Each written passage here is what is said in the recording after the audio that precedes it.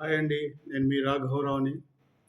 జగన్, జగన్ గురించి మనం ఇవాళ మాట్లాడుకుందామండి. జగన్ మొన్న ప్రెస్ మీట్ పెట్టి ఏంటో తాను గొప్ప ఇందుడు, చిందుడు అని పెట్టి మాట్లాడాడండి. ఆయన మాట్లాడుతూ ఎందుకో రంగా గారి గురించి పాపం ఆయనకి రంగా గారు గుర్తొచ్చారు. రంగా గారి గురించి గొప్పగా మాట్లాడాలని ఒక ఏదో కు ఉత్సాహపడ్డాడు మనిషి. రంగా గారి గురించి నాకు చాలా ఆయన మీద చాలా ప్రేమ ఉంది నాకు. ఆయనకేదో చేస్తాను, చెయ్యాలి ఉన్నట్టు ఏదో డ్రామా ఆడాడు కాసేపు. నిజమే నువ్వు చెప్పినట్టు జగన్ మోహన్ రంగా గారు టైగర్. అందులో డౌట్ ఏం లేదు. ఆయన ఎప్పుడూ చనిపోయేదాకా టైగర్‌గానే బతికాడు. పేద ప్రజల్ని తన కన్నబిడ్డల్లాగా చూసుకున్నాడు. అందుకే మోహన్ రంగా గారు చిరస్మరణీయులు. అందులో డౌటే లేదు. ఎందుకు చెప్తున్నా అంటే నువ్వు రంగా గారి మీద ఏదో ప్రేమ ఉన్నట్టు డ్రామాలు ఆపేస్తే మంచిది. నువ్వేమీ రంగా గారికి ఏమి చేయలేదు. నువ్వు కృష్ణా జిల్లాని రంగా గారి పేరు పెట్టమని అడిగారు, పెట్టలేదు నువ్వు. ఎందుకు ఈ డ్రామాలు ఆడతావు? డ్రామాలు ఆడడం మానేసే. నిజమే రంగా గారు టైగరే. అందుకే ఆయన టైగర్ కనుకే 1988లో ఆయన మర్డర్ అయిపోగానే 89లో వచ్చే ఎన్నికల్లో నువ్వన్నట్టే తెలుగుదేశం పార్టీ అచ్చులో పాత్ర ఉందని నమ్మి ప్రజలు రంగా గారి అభిమానులు తెలుగుదేశం పార్టీని ఎన్టీ రామారావుని ఎత్తి అవతల పడేశారు. అవతల పడేస్తే చిత్తుగా తెలుగుదేశం పార్టీ ఓడిపోయింది. కాంగ్రెస్ పార్టీ అసలు ఊహించలే. కాంగ్రెస్ పార్టీ అటువంటి కాంగ్రెస్ పార్టీకి గెలుపునిచ్చింది రంగా గారి మరణం. ఆయన చనిపోయి కాంగ్రెస్ని బతికిచ్చాడు. కానీ కాంగ్రెస్ వాళ్ళు ఏం చేశారు? 5 సంవత్సరాలు పరిపాలించి రంగా గారిని ఎవరైతే హత్య చేశారో, ఎందుకు చెప్తున్నాడు ఈ పర్టికులర్గా ఈ మాట ఎందుకంటున్నా అంటే, నువ్వు అంటున్నావు రంగాన్ని చంద్రబాబు నాయుడు చేశాడు. చంద్రబాబు నాయుడు పాత్ర ఉందో లేదో తర్వాత పెడదాం. కాంగ్రెస్ పార్టీ 5 సంవత్సరాల అధికారంలో ఉండి చంద్రబాబు నాయుడు చేయించాడో, పోతే ఎన్టీ రామారావు చేయించాడో, తెలుగుదేశం పార్టీ చేయించిందో, 5 సంవత్సరాల అధికారం ఇచ్చాడుగా రంగా గారు. ఎందుకని రంగా గారు చంపిన వ్యక్తులు నేను ఎందుకు అరెస్ట్ చేయలేదు? వాళ్ళకి ఎందుకు ఎందుకు శిక్ష విధించలేదు చెప్పండి నాకు. ఆ కాంగ్రెస్ పార్టీ మీ నాన్న లేడా? రాజశేఖర రెడ్డి లేడా? దుర్మార్గులు. రాజశేఖర రెడ్డి గారు కూడా ఇందులో పాత్ర ఉంది.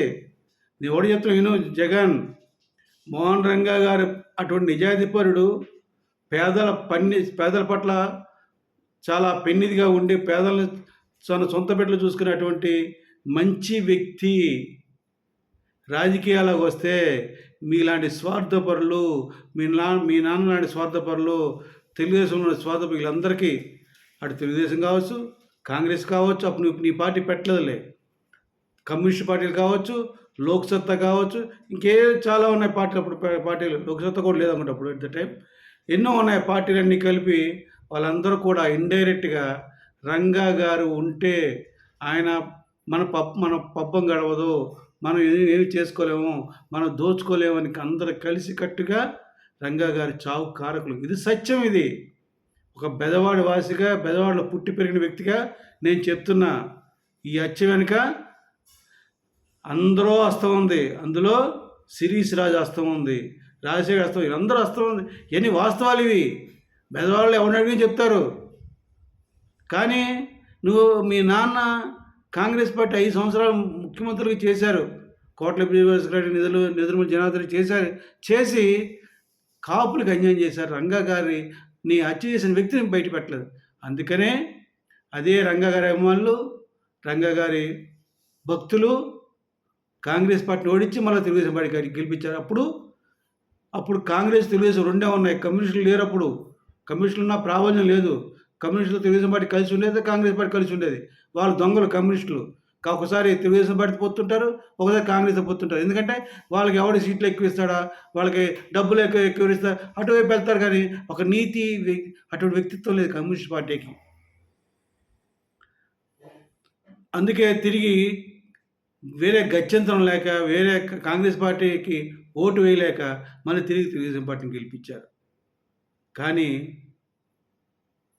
తెలుగుదేశం పార్టీ వాళ్ళు కూడా ఈ తప్పు ఎవరు కనిపెట్టాలి కదా, వాళ్ళు చేయలేదు. ఎందుకంటే అందరూ దొంగలే కనుక, అటు తెలుగుదేశం పార్టీ, కాంగ్రెస్ ఇద్దరు దొంగలే కనుక, ఇద్దరికి పాత్ర రంగా గారి హత్యలో ఉంది కనుక అందరూ మాట్లాడకుండా కుక్కిని పేనుగుల్లాగా ఉండి రంగా గారి అభిమానులకి వారి యొక్క గుండె మీద చాలా బాధ కలిగేట్టు చేశారు. ఇది మాత్రం ఎవరు కూడా క్షమించరాని విషయం. కానీ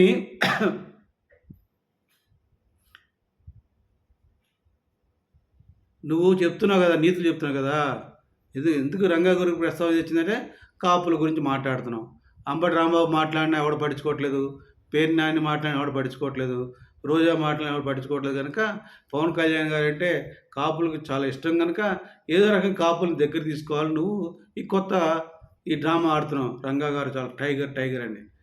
మరి 2004లో మీ నాన్నగారు కాంగ్రెస్ మేనిఫెస్టోలో పెట్టారు కదా కాపులు రిజర్వేషన్ అని. కాపు రిజర్వేషన్ ఇచ్చాడా? గెలిచిన తర్వాత ఏం చేశాడు రాజశేఖర రెడ్డి? ముస్లిమ్స్కి కాపులను పక్కన పడేసి ముస్లిమ్స్ కోసం ఒక కమిషన్ వేసి 4% రిజర్వేషన్ కల్పించారు ముస్లిమ్స్కి. అది మీ నాన్న చేసిన గొప్పతనం. కాంగ్రెస్ పార్టీ అంత నైవంచన చేసింది 2004లో.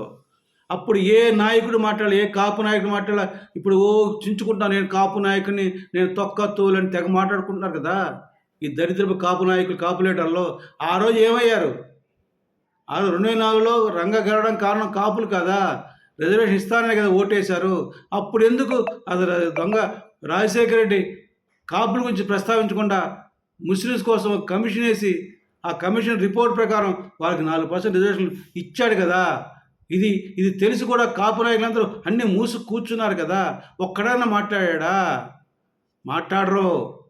ఎందుకంటే కాపులు ఆర్థికంగా అభివృద్ధి చెందకూడదు. వాళ్ళు ముందుకు వస్తే ఈ యదవులందరికీ పుట్టగతులు ఉండవు. అదే కారణం. ఎవడో చెప్తున్నాను, ఇప్పటికైనా సరే తెలుగు ప్రజలారా మీకు నిజాలు తెలుసుకోండి. మీరు ఎవరు దొంగ, ఎవరు దొర, ఎట్లా ఉన్నారు, ఎవరు మనకు పనిచేస్తారో, ఎవరు మనకు పని చేయాలో తెలుసుకోమని మిమ్మల్ని వేడుకుంటూ కోరుకుంటున్నాను. జగన్ లాంటి ద్రోహుల్ని కాంగ్రెస్ పార్టీ నమ్మొద్దని ఈ వీడియో ద్వారా తెలుగు ప్రజలను వేడుకుంటూ కోరుకుంటూ చదువుకున్నాను. జై జనసేన, జై హింద్.